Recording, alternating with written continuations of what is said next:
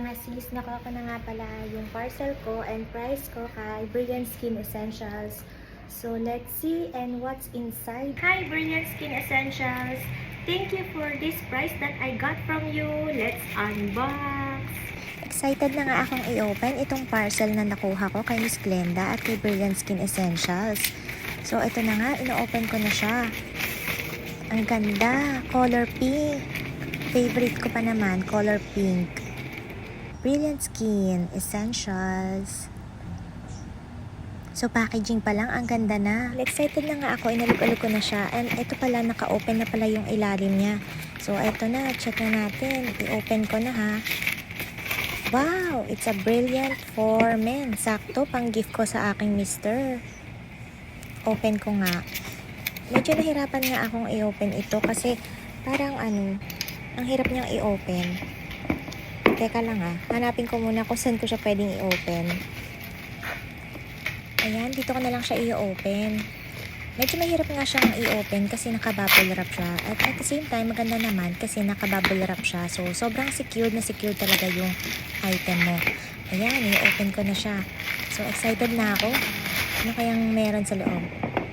Brilliant for Men. Yan, i-open ko na siya. Excited na talaga ako makita kung anong nasa loob ng Brilliant for Men. Dahil hindi siya pwede sa akin, so kay hubby talaga ito na gift. Let's see what's inside. So, eto na nga, i-open ko na siya. Sobrang excited na ako. So, meron siyang notebook, Brilliant for Men na notebook. At ito yung stylus pen. Ayan, magagamit ko siya for iPad. Nga pala siyang hot and water cold tumbler. Ito siya ang ganda. Gusto ko to. So, ito, Brilliant for Men. Ito yung loob niya. Yung notebook. Ang ganda ng notebook niya, color black. And stylus ball pen.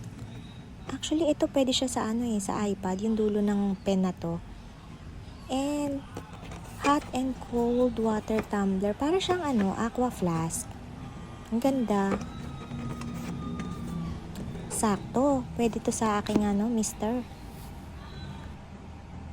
Thank you so much, Brilliant Skin and Miss Glenda, for the prize that I got from you.